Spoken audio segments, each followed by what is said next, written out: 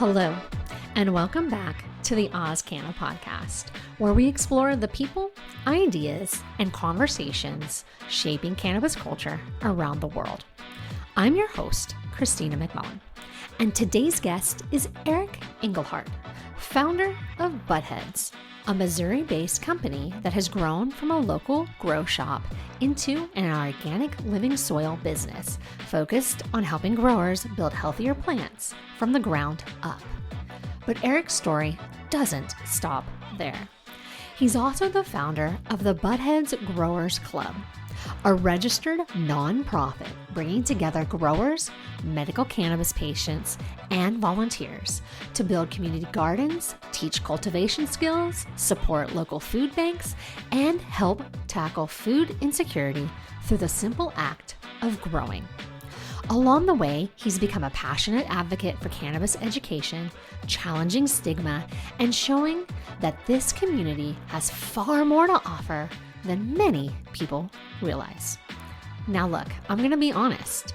Going into this conversation, I thought we'd be talking mostly about living soil, compost, and cultivation techniques. And while we do touch on all of that, what really stood out was where the conversation led.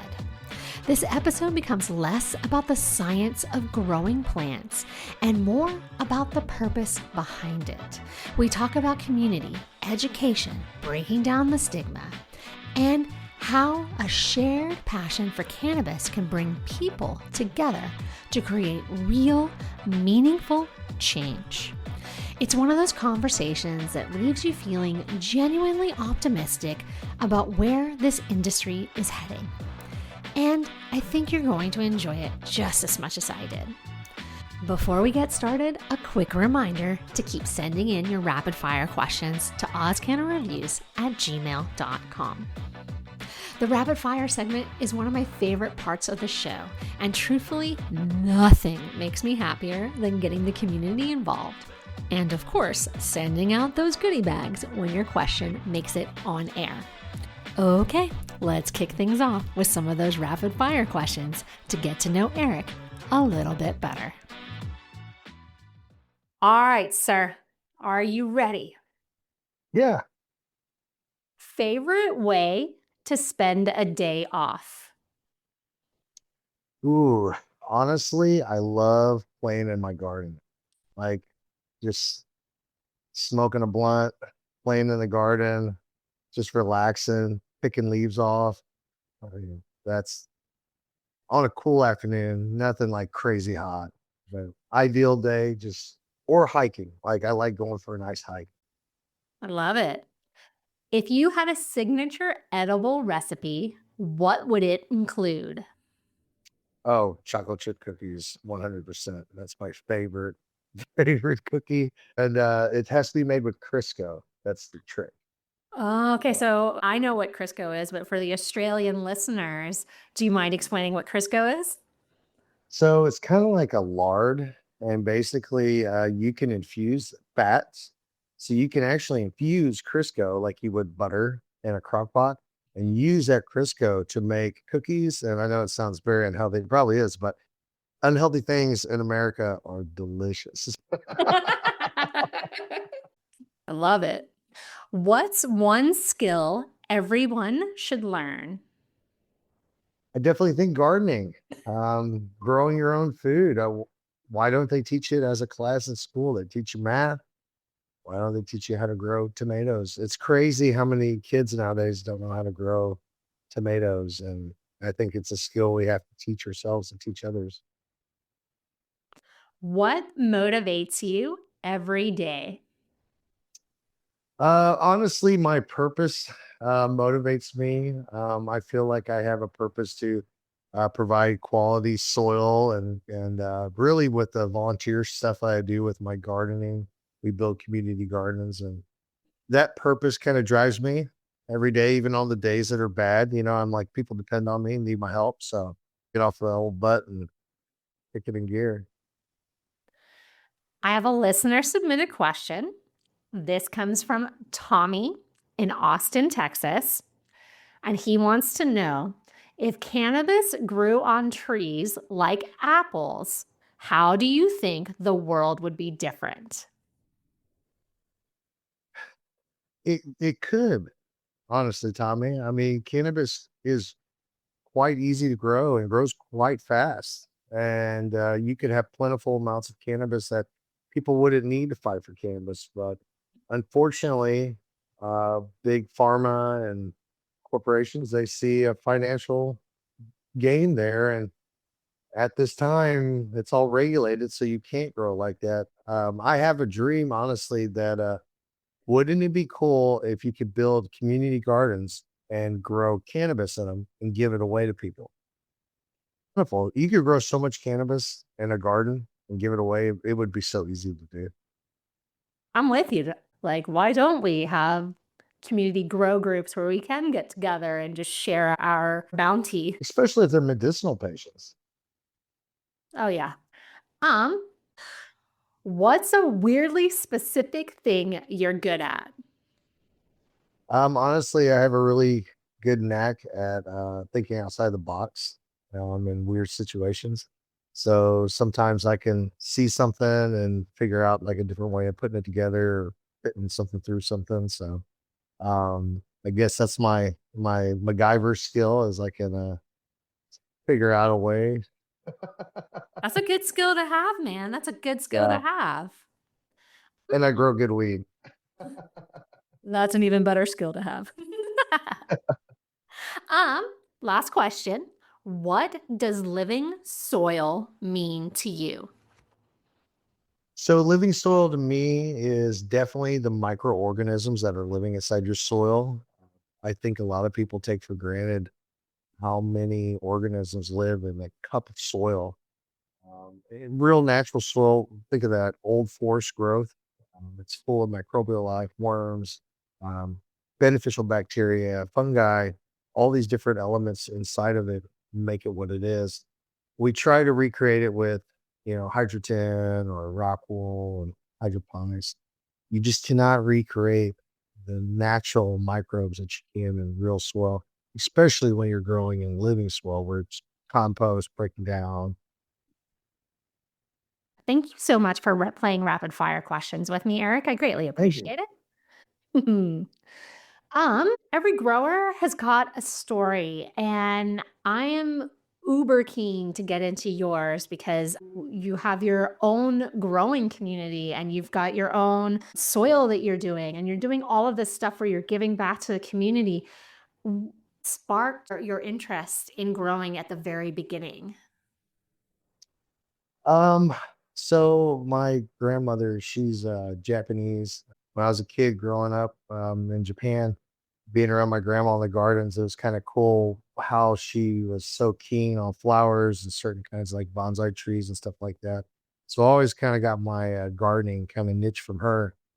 As I grew up in the United States, my parents always were big into gardening and all that kind of stuff. So it was always a big deal. But when I got a little older, I got into smoking weed.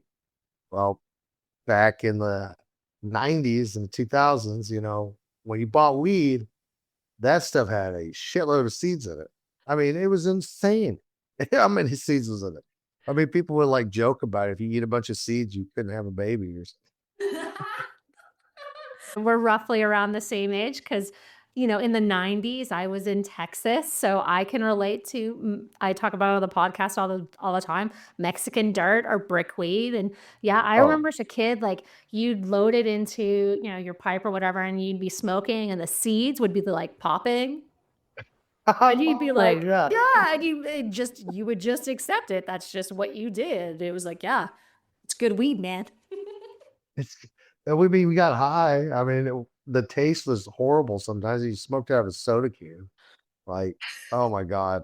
I've done that, yeah. Like, and then throw that motherfucker away. I was gonna say, at least I was a little bit classier. I used to use apples. Oh, I just didn't have the patience for the apple, Touche. but it does taste good, It yeah. touche. I was like, "I'm ready to smoke." Like, I'm not gonna say that a Coke can was above me back in the day. I was definitely, yeah. Sometimes you gotta do what God, you gotta do. I know, I don't think you can really appreciate weed until you smoked out of a soda can. I'm Facts. just saying, I'm Facts. just saying. Yeah. But Woo! that's what first got me into weed was all those seeds. I remember having them, and I was like, man, people plant these and try to grow them, and no one ever thought about it. Like it was crazy. Like people just threw them away. They never thought about trying to germinate.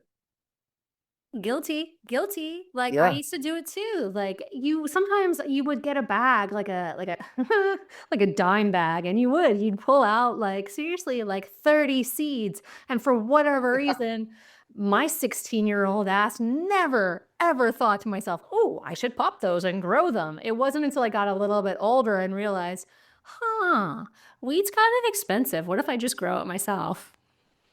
Oh, it was so weed was so expensive, and especially the quality that you got.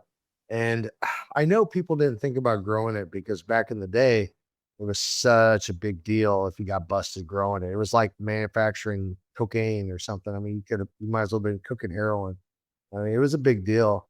So that was another reason I think people didn't grow. But my dumb ass, I was out there trying to grow weed out on the farm. I lived out in the country. My grandparents lived out outside of Jackson, Missouri, and I would try to grow out there on the farm, like tomato amongst the garden and just playing around. That's what got me my first introduction into it. Then, start hanging out with friends and growing it more and doing different things. I got away from it a little bit when I got older because, career paths, I had to quit smoking weed for a little bit. And then I got back into it again when I was probably almost 30. And I got to in 2017 the indoor side of it, which was really interesting because we'd always grown it outside back before, and then getting in the whole indoor side of it, we started learning that, and that was interesting. And then we started developing our own soil, and that's a whole other story too. I was gonna say, what kind of challenges did you face early on? Uh, well, I mean, growing weed back before it was legal was quite difficult. I remember, having to fight it or the shit would get cut down. I mean, there's things that happen all the time. Moving around in a fucking van, Yeah. Yeah. just like a shitload of plants, like hoping the cops don't pull you the fuck over. You are going to jail. So you got 20 plants in your van. Yeah, we've done some shit. But nowadays, when you think about growing cannabis, it's a whole lot different of a mindset. Back then we were growing it to sell it. Like I grow my own cannabis, I have my medical license here in Missouri, and I grow it for me medicinally. We can grow 18 plants here. That's lovely. Well, we can't, well, look, in Queensland, where I am, no, totally illegal. But over in the ACT, which is the Australian Capital Territory, which is kind of like our version of Washington, D.C., if you will, um, weird, they can have a couple of plants over there. No shit. Yeah, That's outdoors only, cool. though. Outdoors only. Man, you can grow some good weed outdoors. A lot of people, when it comes to growing outdoors, there's just little tips and tricks to doing that. The biggest thing is your soil, of course, your base. And then like I recommend like raised beds or super pots outdoors, like big pots. Um, and that way you don't have to water so often. And you just got to do like a high tunnel so you can keep the rain off when you don't want it on there. I was going to say, a lot of growers, they focus on like nutrients or lights or genetics. But you really did. You kind of became fascinated with what was happening underneath the plant. Um, how do I want to phrase this? Can you just tell me a little bit more kind of about your approach at Buttheads? So our whole approach with the Buttheadz Living Soil is to make something that's not only ready to use right out of the bag. That was a big problem for me when I started growing cannabis. Is you had to buy some soil and you had to buy worm cast, you had to buy this, buy that, add all this shit together in this tub just so you can make your soil for your garden. And my opinion, when you're a new grower, you don't need to make it more complicated for somebody that's just starting out. Just simply have it ready to go in the bag. Nutrient wise, I really hated mineral nutrients when you'd have to add them into your soil in the beginning, or a lot of soils have mineral additives added to them. The problem with additives is additives have to break down. in the soil. It takes time. And time is something that if you're a cannabis grower, you really don't want to be waiting another 8 months for your soil to really be ready. You're probably using it as soon as you buy it at the store. When you buy that soil at the store, it's probably not even microbially broke down yet. So you're missing a lot of benefits out of it. Where do you see growers struggling most? I see it a lot in growers where they try to use certain soils and they have what they call nutrient burn or lockout. And when you deal with a soil, like there was a brand that was around, it's out of business now, but it was called Sohum, and they were kind of a living soil is what they claimed, but it was really just really hot soil. And what would happen is it would burn people's plants up. And I think that's something that happens, when you're using the wrong kind of soils, your plants will get burned up. What do you think is the biggest misconception people have about living soil? Because I know, like, I it seems like it would be complicated, but as we're talking about it, I'm nodding along and I'm like, "Oh, yeah, that makes sense." I'm making a bold assumption that you talk to all sorts of growers beyond cannabis, right? What are the biggest misconceptions that people come to you with about living soil? So when living soil first came out, a lot of people had this misconception of a mineral additive soil or what we call hot soils, where those were living soils because they were so packed full of nutrients that it could get your plant through an autoflower stage or certain stages of the plant. The problem with that is that's not really a living soil. A living soil is something that's aged, just like you would like a wine or something, you know, compost is what I'm talking about. We age our compost 3 years.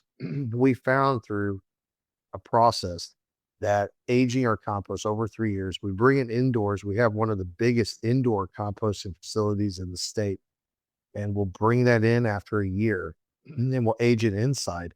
We'll pump air through it to help it age even faster. And that compost aging is what causes to have that great microbial life. Okay, so let's talk about that. 3 years, that's a long time to age something. W Where did the idea to do it for that long come from? So, um, my business partner, he owns a company where basically he works with the Department of Natural Resources and we collect waste. What we do is we collect cotton burr waste, which is the burr or waste from a cotton plant. Where I'm from in Missouri, in southern Missouri, we grow a lot of cotton down here in the south. So all that cotton we grow, we process to make shirts and linens. The cotton burr machine will waste a lot of cotton scraps. We collect that cotton scrap, we turn it into compost. Cotton burr is a great base for compost because it stores so much nutrients in the cotton plant. Then we go to our dairy waste, which we get from local dairy farms and local ice cream producing plants. So we collect this dairy waste there. After we take that dairy waste, we spray the beds with that.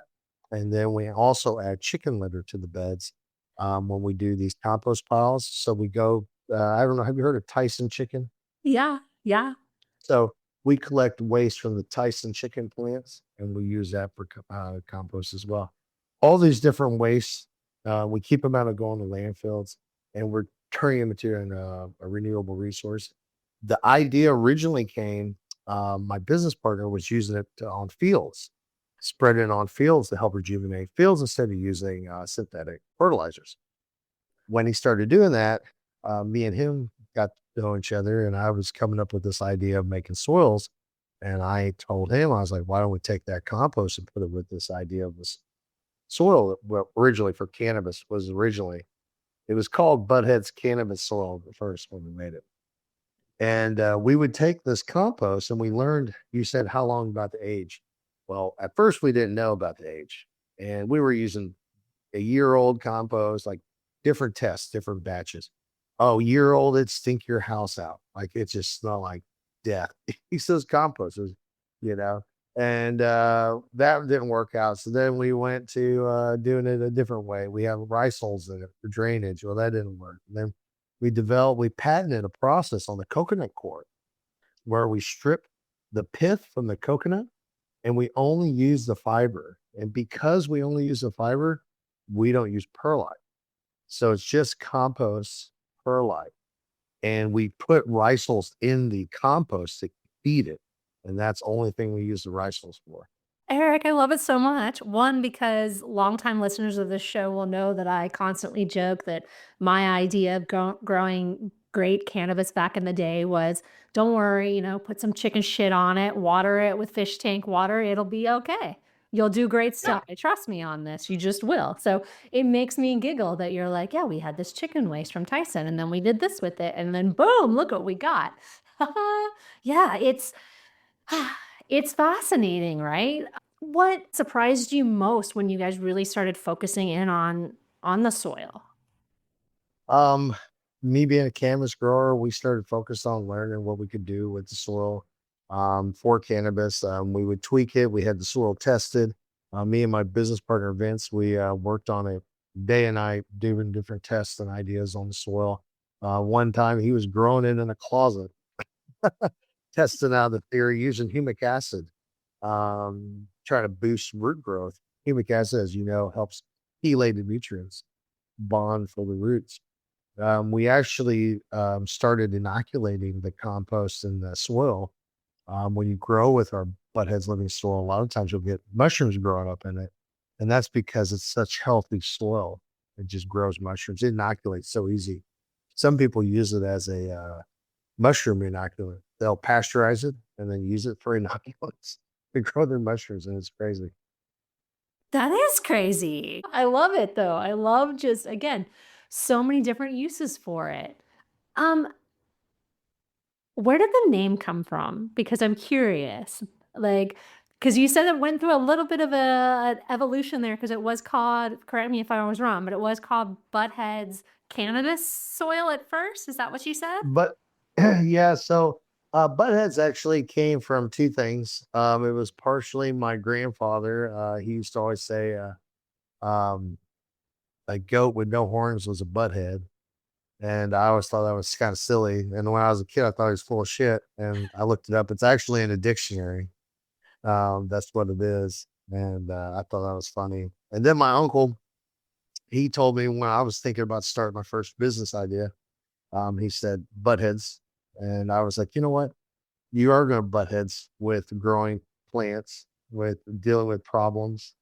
And the whole idea behind Buttheads is more than just about a name or a business name.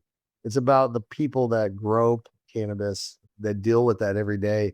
Your butt heads with the cops, people, electric company, the lights, fertilizers. As a grower myself, all I've ever done is butt heads with things. Even when I'm smoking weed, somebody's getting pissed off. That shit stinks to them.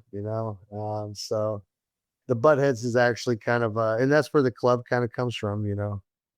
Yeah, we are. We're button heads with all sorts of people, which is why I giggle. It is a very appropriate name. Talk to me a little bit about the club. Like, when did you first realize that some of your customers were slowly becoming your community? Um, Honestly, we started the Buttheadz Grow Shop in 2021. And when we started the grow shop, we opened up in this little plaza right north of town. And right beside us was a little restaurant and a plant store. And when we started out doing that, we were selling fertilizer, Butthead soil right there at the store. Um, and as we grew, we started meeting all these amazing people, growers. And we didn't realize how that community, especially after COVID, I mean, we all remember that time was so hard on communities of people. And I think people, especially cannabis users during that time, we really isolated ourselves. Got my weed, got my plug, like leave me alone. Yeah. And it was a tough time. It was stressful. The world was in stress during that time. And I think cannabis really does help bring people together. Seeing people coming into the store that grew cannabis, that wanted to meet other people that grew cannabis or smoked cannabis for that matter. It was interesting seeing the bonds of people that just being in the store at the same time start talking. And my first meeting I held with Buttheadz Growers Club was actually in a garage. And I was like, I posted on the internet, threw some flyers out there, said, "Hey, we're having our first meeting, Buttheadz Growers Club. Come on out." Yeah, I thought it'd be just like 5, 6 dudes smoking weed, and no, first fucking meeting. It was like 35, 40 people. I Yeah, wasn't even ready for it. Oh shit, I should shit my pants. I wasn't ready for that. I was like, what the hell? that's I was like, awesome. I'm high as fuck. I gotta take this serious, Yeah. you know. But yeah, we about 35, 40 people the first meeting. That meeting grew. It was cool. We built a board. Like I think it was like the second or third meeting. We had our board, like our president, vice president, treasurer, all those people already named. And we started building rules as a club, different rules, like helping the community, doing positive things, and we had our missions and stuff, what we were trying to do. And then we started talking about growing at first. And we just used to sit in a circle and just talk to each other. It was awesome just conversating with other people, learning from each other. I love it. 35, 40 people to show up when you were like, yeah, maybe 5 if I'm lucky. I love that though. Like, but Yeah. you're right. It shows that the community is needed, right? Yeah. Yeah, and it's definitely evolved from that, and now we do classes every 2 weeks, grow classes. We teach people about not just cannabis, gardening. We teach Boy Scouts how to garden, school kids how to do little gardens. We help out the community gardens in Cape Girardeau. We do, I think, 28 beds at one garden and 8 beds at another. And we do 16 here in Jackson. We're just always doing these garden beds in different towns, and we have volunteers in all these different areas that help take care of all that stuff. Like, there's no way I could go and run around. I'm not Santa Claus. I can't take care of all the gardens. And we do that cans for clones thing too. We give away free cannabis clones if you donate canned food. That's another way we feed people. So we started that a few years ago. We anybody that grows cannabis, you grow a lot of clones. Because you're trimming, it's easy to make them when you get good at it. We would bring them to meetings at first, bring the clones and try to share amongst members. We had so many. I mean, hell, we bring 100 clones. And we were like, we got to do something with these clones. We can't. I got enough plants. I can't grow any more plants. And we came up with this idea. Our vice president, his name's Will. It goes by Soul Seeker online. But Will came up with this idea about, hey, why don't we donate it and get canned food? We tried it, did first run, I think it was 100 clones, donated all the clones out. People donate tons of canned food. We took it all to the food bank.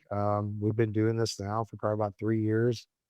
Over, I think it's 3,000 pounds of food been donated to shelters and food banks and eating and like Christian nunneries and stuff like that. Like just canned food, different things. And people, they'll it's funny, they'll come see a clone and be like, how much for the clone? I'm like, 10 canned food items. And they'll run the Dollar General and come back with like a case of chicken noodle soup or something like I love it. It's funny, man, but it's cool. It helps a lot of people, and they're not spending 50 or $100 for a plant. They're just giving, some canned food, and they're helping their neighbor, and that's kind of a positive spin on cannabis. Again, We though, don't do it for the money. I don't even care about the money. It nope, get has do it for nothing to do with money. No, no, nah, it's for the love of the plant, man. Love of the plant. absolutely.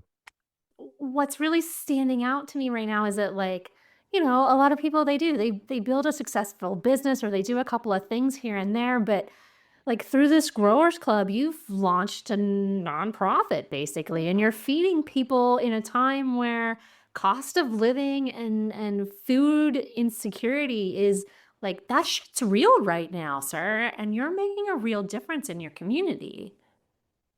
You're absolutely right. And we are a 501(c)(3) nonprofit now. We established 3 years ago. We got our federal license and everything. We do donations, fundraisers. We actually do a SEMO 420 Fest every year. We had a pretty big concert last year, some pretty big bands, had a sound equipment. I mean, it was a concert. It was badass.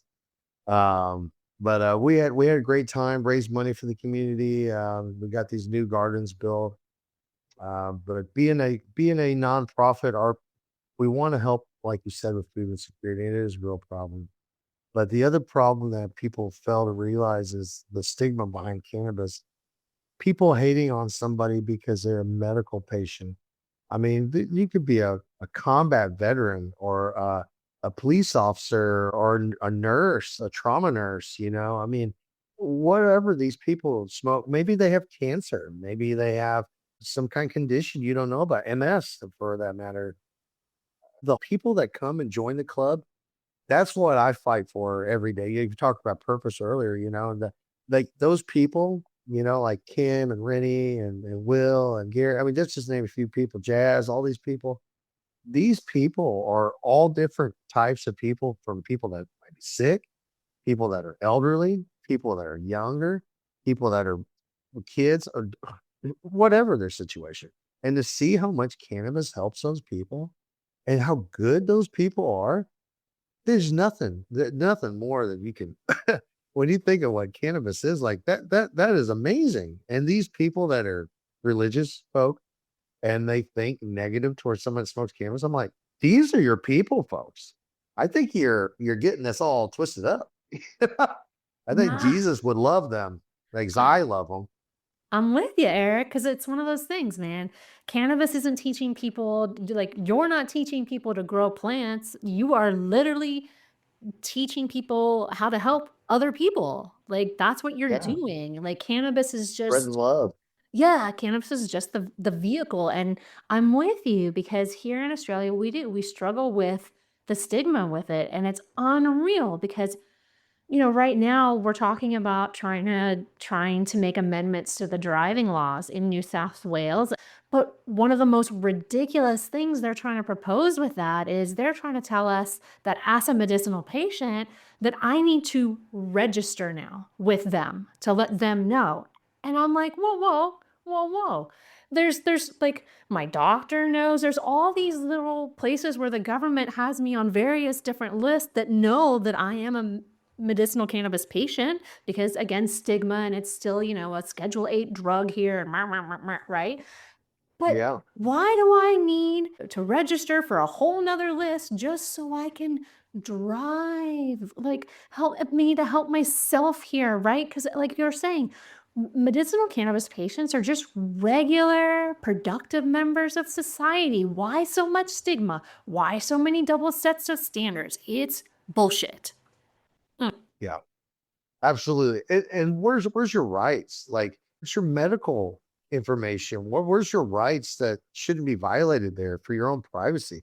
Because you smoke cannabis? Because cannabis is so dangerous? I mean, this is ridiculous. Cannabis has been legal in the United States for almost 20 years. That's 2 decades. And what have you seen happen from that? Zero, zilch, nada. Everything in those areas that cannabis has been legal, flowing like the river runs, hasn't caused one bit of freaking problems. Even so, with THCA, so that's something that's changing here in Missouri. President Trump just passed that executive order where cannabis THCA is going to become illegal, and that's changing everything now.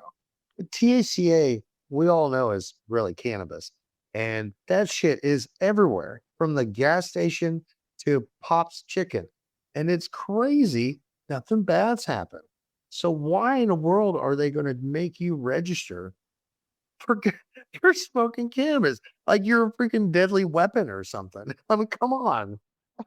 Yeah, yeah. Again, a reoccurring theme. We are productive members of society. I mean, again, look at yourself, sir. You have a business, Thank you you. give back to the community. Why so much stigma for what you're doing? And that's why I do what I do. Like we were talking about purpose, those people that I just named off, they're amazing. They put themselves out there too. Gary and Eva and Kristen and all them guys, they're kicking ass and going to Vegas and going to different expos. I just went to Chicago representing the club. We really want to spread that around the world. If you're a good grower, why hide that? Show somebody. And yeah, you might be able to grow cannabis. Like I said, my dream is to be able to grow it in a garden. I could put 100 cannabis clones out there and just people were like, oh, maybe someone will come and cut them down. I don't give a shit. Cut them down. Like, good luck trimming it. You know, like, I mean, that's what I'm saying. It isn't hard to grow it. We could grow it plentiful, but there's money behind that. And I understand where that is and the corporate situation with it, but we have to still think of the stigma behind it. If we can't grow it and give it away, let's try to help each other not be so hateful towards people. So, I mean, people smoked cigarettes for years. No one was hateful to them. People drink alcohol. No one's hateful to them. But you smoke a joint. Hell, I think you're more coherent smoking weed by far than drinking alcohol. Yeah. Yeah. Yeah. Um, have you ever had a moment where you question, whether you should keep going? Absolutely. Whenever you're doing something like changing things or doing stuff that's different, it's always hard. You have your haters, you have people that put obstacles in your way. We've had our YouTube ban, we've had our Facebook ban, we've had to redo that a few times. Um, and it's been an uphill battle. Had my bank account shut down. I don't even sell weed, but since I'm an advocate for cannabis and I sell soil that I sell to cannabis growing places, I've had to deal with problems and it's ridiculous. But I think about the people out there that don't have a voice, the people out there that are elderly that are smoking cannabis, or my dad's age, or young children that might need it for epilepsy. All those different people that deal with that stigma every day. And it's like, I can take it. I can handle dealing with that negative stigma, being on TV, people being hateful towards it. And, that keeps you going. And that's what you need that purpose for.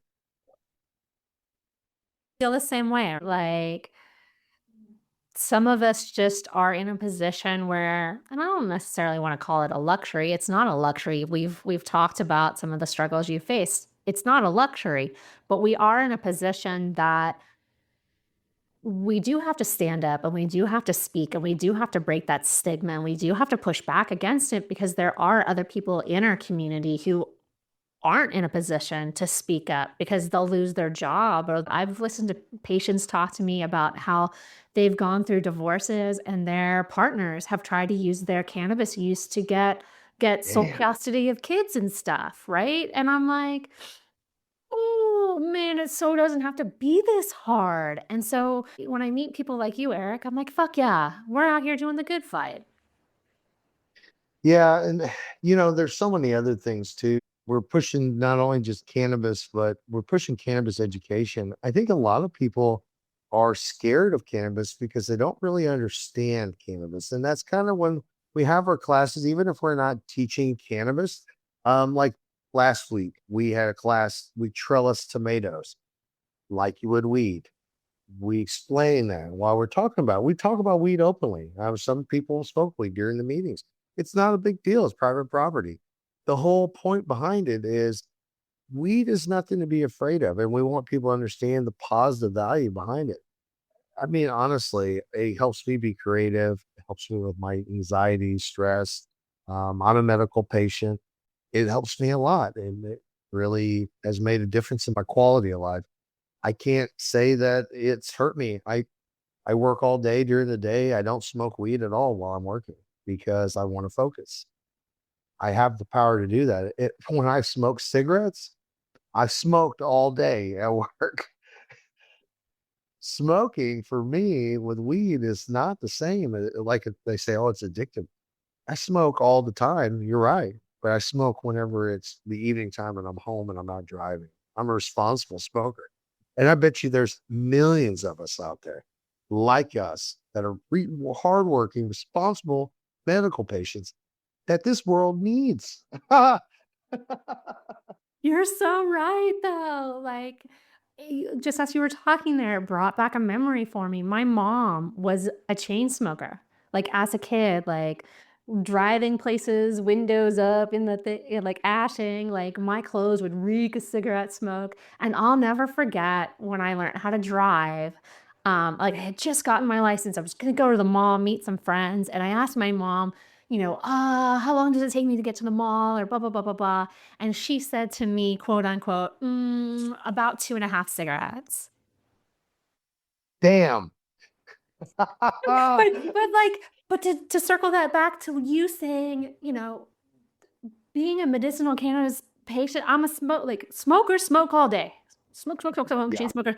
But as a all day. patient, we know our limit.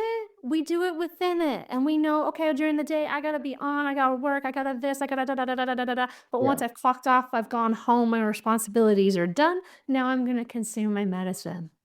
Could you yeah, imagine that I have never had a conversation with a cannabis patient who's literally said to me, I don't know, time for that. It was about 2.5 joints. No, because we don't no. do that as patients. We just don't. It's so wild. Stigma, man. It it's crazy, and cannabis people have a lot of self-control. Now, is there people that use absorbent amounts of cannabis? Yeah, there's that guy in every crowd. I don't care where you're at. There's that guy, eats all the hot dogs, smokes all the weed, drinks all the beer. There's that dude.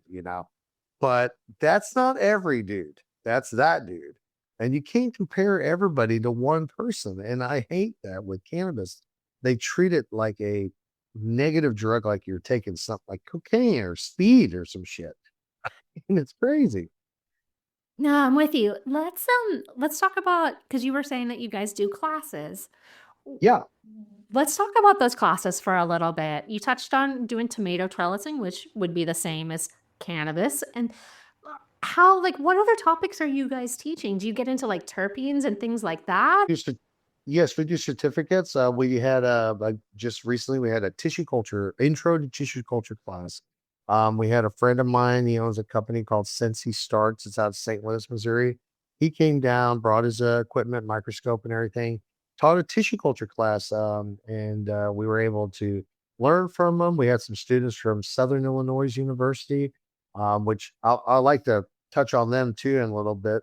But anyways, back to this. But we did that tissue culture class, and that was amazing because people were able to learn for the first time ever how to take tissue culture from a live cannabis plant. Most of us have never had the opportunity to learn that, and we were learning from an expert in that field. And we did it because of the Buttheadz Growers Club class, and these people attended it, got a certificate as your name. They accomplished the class. It took a little quiz at the end.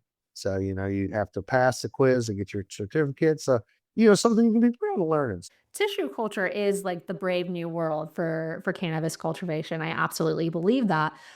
But when would you, as a regular person, ever get a chance to do something like that? That's phenomenal, though. Thank you. Yeah, and that's just one. We've done seed classes. We've done teaching how to make bubble hash. We've taught classes what to do with hash. Taught people how to trim their plants. I had a nice big plant that grew outdoors, and I brought it into a class and I cut it up and I gave everybody a branch, and I said, trim up this bud, and showed them how to trim.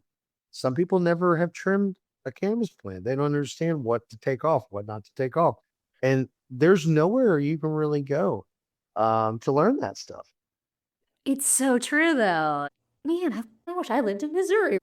I think I just want to ask some simple questions before I let you go. What's an easy crop that every family should be trying to grow at home? Honestly, potatoes. Potatoes are super simple. Um, they're easy to grow, they're easy to store. There's something that if you're dealing with famine or food insecurity, you're able to harden off potatoes. Another thing I always recommend is like onions. That's another one that you can store. The reason these vegetables are important is because a lot of vegetables like lettuce or tomatoes, they have a very short shelf life. And unless you're canning them or pickling them, you really have no way to preserve those vegetables past that date. And that's where it's interesting to grow. I think potatoes are your best bet for survival for sure. I'm gonna have to start growing potatoes because my husband's been trying to convince me to do it, and maybe this is a sign. There's all different kinds of potatoes too. He's sweet potatoes. That's what he wants to try to grow, and I keep putting him off. Yeah. But like I said, maybe this is our sign. Another quick question. If somebody only had room for one raised garden bed, what should they plant? So in a raised garden bed, if you had one bed, you could plant multiple things in it. We did a class one time at the Buttheadz Growers Club where we taught square foot gardening. It's where you take string and you tie it off in like grid, a 1 foot by 1 foot grid. I guess it'd be like 10 meters or something like that. It's different, I know, over Don't over worry all about this, it. Like all the other system. I still do 1 foot by 1 foot. Like one I foot by 1 foot can't. square. Yeah. Yeah. But yeah, so we do the 1 foot by 1 foot squares, and then inside that grid, you're able to plant different vegetables in each grid. And then learning companion planting, you can learn like growing basil next to tomatoes or peppers next to your onions or beets. There's different things that you can do with square foot gardening where you can utilize the entire space. I love it. I'm also going to ask what's something that we can do this weekend that in the summer would set us up for, I guess, more flowers, more things like that, or maybe here in the winter would set us up for something in the spring. So in the wintertime, I like growing mycelia and mushrooms. You can cultivate like lion's mane, oyster, different kinds of mushrooms. Using those mushroom blocks, they make a great mushroom compost, and you can use it in your garden in the spring. So I like to do mushrooms in the winter because it's a little cooler and mushrooms don't like heat. They want it to be a little cooler. I mean, if you have a mushroom growing facility, you're growing in like a refrigerator, so it's really cool to do mushrooms, I think, in the winter for the Uh, spring. I like that. And then I must say. what would be a tip for the North American, like Northern Hemisphere listeners? Definitely peppers. If you're in the northern hemisphere, it's now getting hot enough for your peppers and your cucumbers. Make sure you got those in the ground. My peppers have started taking off. Peppers like a hotter climate. We're in a hotter climate right now, unfortunately, with this El Nino going on. Yeah, I'm sure you guys are being affected by that too. they're telling us to brace for a hot summer here. So maybe maybe this is the sign I'm going to do potatoes here in the winter, but I'm going to gear up for some peppers in the summer. Absolutely. Peppers love the heat and they handle it really well. Yeah. Who doesn't love a fresh pepper though? I guess technically here in Australia, we're talking about capsicums. You're talking about peppers, capsicums, same thing. Different name, huh? Different I name. didn't know Yeah. that. Yeah. Well, because I mean, you're also talking about like hot peppers too, like jalapenos, serranos, like habaneros, things like that. But you're also talking about bell peppers. So bell peppers here in Australia are called capsicum. Capsicum. Capsicum. I did not know that. I learned something new. That is super cool. I did not know that at all. The more you know, sir. I'm here for you. Thank you. Erick, it's been an absolute pleasure talking to you. It really has. Like, I'm super keen to keep following you in all of your adventures. What's next for Buttheads? Like, what's next project wise? So I'm going to be going to Las Vegas at MJ BizCon in December. We're going to be speaking down there, and I'm also going to be going to the SIU Cannabis Symposium in September. We're going to be doing some stuff down there. I brought them up. SIU, Southern Illinois University, is the only college, university, state-run university in the country that has a cannabis program. The only one. Pretty cool. Everybody else is hemp. They're not cannabis except SIU. And they teach a cannabis course that you get a degree in. It's pretty cool. Dr. LeMay's class. It's amazing. Oh, we'll have to drop that in the show notes. That's Yeah. Yeah. yeah. I did not know that because I've heard of what is it, the Trichome Institute, and there's a few other ones that I've heard of, but I did not know that we had officially crossed the threshold now and have a real. Yes. You said university class, right? Like a U. Yes. Yeah. Absolutely. It's intro to cannabis. They do cannabis biology. They do the whole thing, teach you how to grow in tents. It's incredible. I sponsor their program with my soil, giving them soil for the program. And I also sponsor their symposium. So that's why I'll be there for that. So Erick, I love it. I really do. Like this has been absolutely wonderful talking to you. Final question. 20 years from now, What do you hope people say about the Buttheadz Growers Club? It cultivated some amazing people. Fuck That's what yeah, I'm buddy. hoping.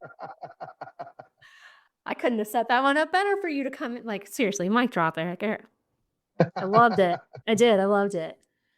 Eric, it's been an absolute pleasure. Thank you for reaching out to me because I'm Same gonna here. own it. I didn't know anything about you, about what you were doing. And again, I'm gonna own it. I kind of sent you a regular, hey, love to have you on, but send me a pitch kind of thing. And when you sent me kind of like, hey, this is who I am, this is what I'm doing, and then I did a little bit of sussing, I was like, holy shit, I do want this person on my podcast because you are Thank you. doing great things, sir. And I think, like we touched on it earlier, we are in a position where you and I can stand up and we can take that microphone and we can say, no, cannabis is not destroying lives. It's creating connection and improving quality of lives. Absolutely. It is. And it's making such a difference. And people like you and we're part of that forefront and making that positive difference. And thank you for doing that. It's amazing. Nah, thank you, sir. Thank you for being on the show. And that's a wrap for this episode of the AusCannaPodcast. One of the most powerful moments of my conversation with Erick was when he spoke about teaching people to grow. Not just cultivate cannabis or vegetables, but to build confidence, independence, and a way to support others. Through Buttheadz Growers Club, that idea has grown into community gardens, educational workshops, food donations, and a network of people who genuinely want to leave their community better than what they found it. I also love the reminder that stigma doesn't just disappear. It changes because people are willing to stand up, share their stories, educate others, and challenge outdated perceptions. And Erick is doing exactly that. If you want to learn more about Erick, Buttheadz, or the Buttheadz Growers Club, you can find all those links in today's show notes. And if you've enjoyed this episode, I'd really appreciate it if you could leave a 5-star review, share it with someone who'd enjoy the conversation, or support the show through Buy Me a Coffee. Every little bit of support helps me continue bringing thoughtful conversations like this to listeners around the world. Until we meet again, friends, thank you for taking time out of your busy schedule to listen. And remember, stay away from people who ignore your biggest effort and judge your smallest mistakes.